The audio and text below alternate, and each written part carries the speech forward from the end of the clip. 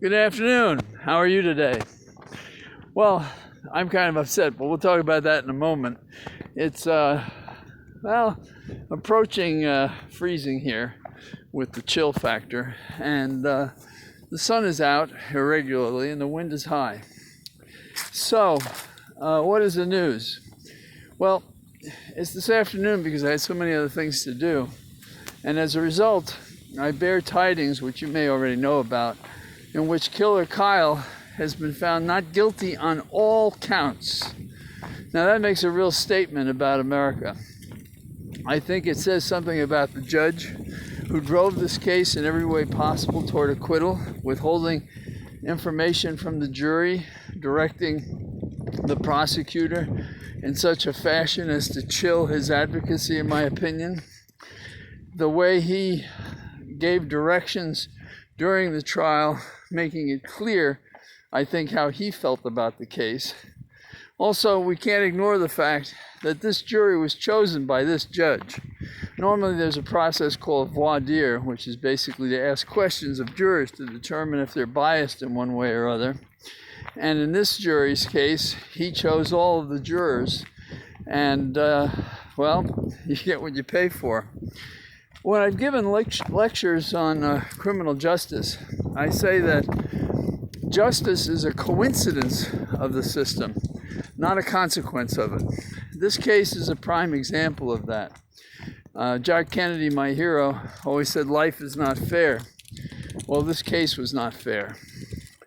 And it sends the wrong signal to America, of course, that one of these right-wing nuts, this fact concealed from the jury that would have shown them his motivation and intent in going to Kenosha to basically kill someone, and certainly to be there in an aggressive fashion to show those people who are also the enemies of the Oath Keepers who are his friend.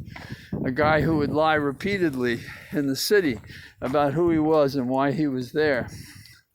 So what's going to happen now? Well, I think there'll be legitimate protest, and hopefully there'll be reform, and they should be calling that judge on the carpet.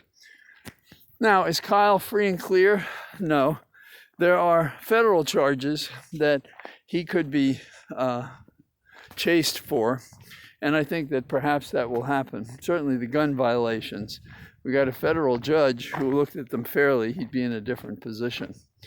And the charges would be different, but because there's two different sovereigns, there's no double jeopardy. So I think the feds can look at it. They already have, obviously, and we'll see what they do about it. I'm hopeful that they'll prosecute the case, because this man should not be on the street. And we all know it, we've all seen it, and we've seen the key evidence that tells us that's true. Now, is there any good news? Well, there is. There's mixed good news. On the Hill, we have the Personal Funding Act passed Congress. That is the additional $1.75 trillion that has been batted back and forth among the moderates and the progressives on the House side. The question is, when it gets to the Senate, what, if anything, can be done there? And it's not clear that what S&M will do, that is Sinema and Manchin. In the past, we know of their opposition. It's clear that they're going to object to certain parts of the bill as passed in the House.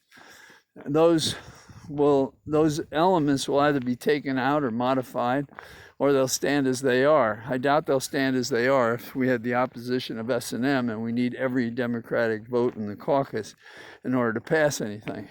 If there are changes, what happens is there'll then be a conference between the House and the Senate as to what's appropriate and what is not.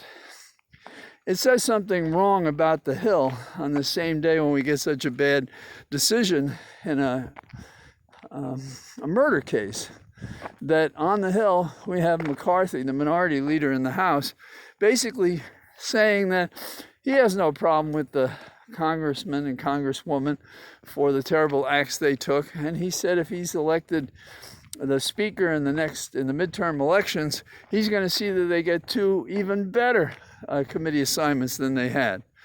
Talk about somebody who didn't get the message. It's pretty sad state of affairs. But we're going to have to lick our wounds once again about another injustice that has occurred, and that is the acquittal of our boy Killer Kyle. The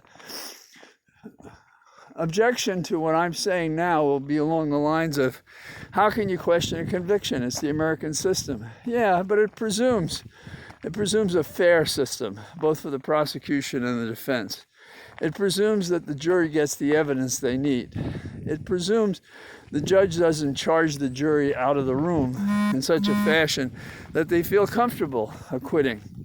And of course, this is on a Friday before a weekend, and the jurors want to be done with it. And the judge, I think, has made them comfortable, thinking that they don't have any obligation to do anything else here but to set this guy free.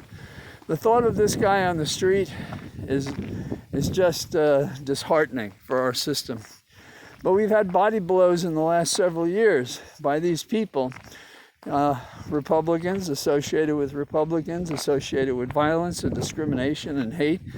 And this is something we have to fight back against, because we can't let our society become who these people are. So that's what I got for today. After I read more about what the reaction is, I'll give you my report tomorrow, Saturday. All the best. Bye-bye.